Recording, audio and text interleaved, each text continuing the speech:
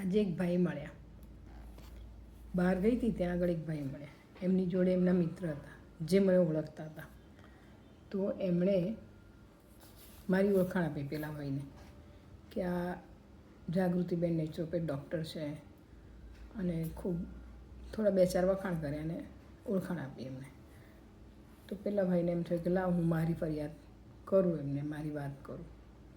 એટલે એમણે એમની વાત કરી કે મને ઘૂંટણ દુખે છે, મારા પગ દુખે છે. અને એમને જોઈને તો મને લાગતું હતું કે આમાં બહુ તકલીફો હશે જ. પછી મારી ધારણા સાચી પડી અને એમણે મને એમના તકલીફોની વાત કરી. બધી તકલીફો મેં શાંતિથી સાંભળી. પછી મને એમ થયું કે લાવ થોડી મદદ કરું એમને. એટલે મેં એમને થોડા પ્રશ્નો કર્યા કે તમને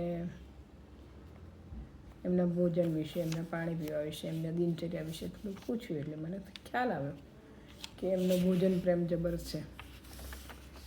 ભોજન પ્રેમ વિશે એમને જાણ્યું અને એમની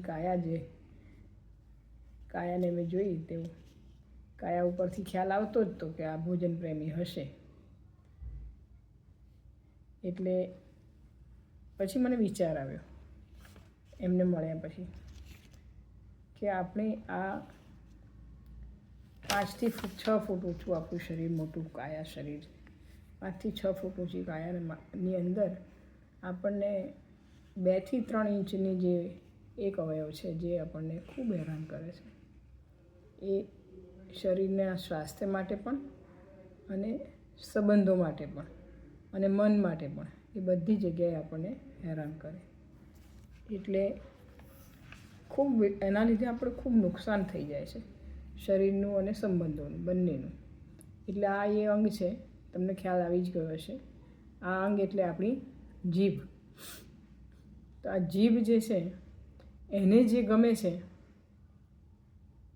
એ શરીરને નથી ગમતું, અને શરીરને ગમે છે એ જીભને નથી ગમતું.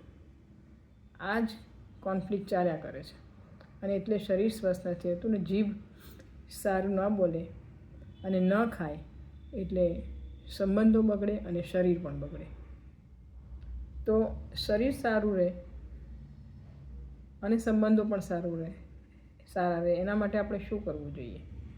તો એના માટે એક જ ઉપાય છે કે આ જીભ જેને સ્વીટ ભાવે છે એને સ્વીટ બોલવું જોઈએ, અને જેને સ્વીટ બોલવું જોઈએ એટલે સંબંધો સુધરી જાય, અને સ્વીટ ખાવાનું છોડી દેવું જોઈએ એટલે શરીર સુધરી જાય.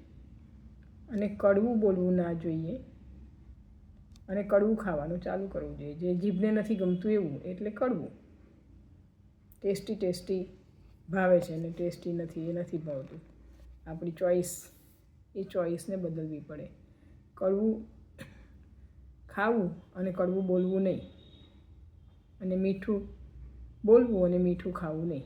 આટલું કરીએ તો આપણે બધી જ પરેશાનીઓમાંથી, શરીરની અને સંબંધોની પરેશાનીઓમાંથી બહાર આવી જઈએ. ખરી વાત છે કે નહીં? વિચારી જુઓ.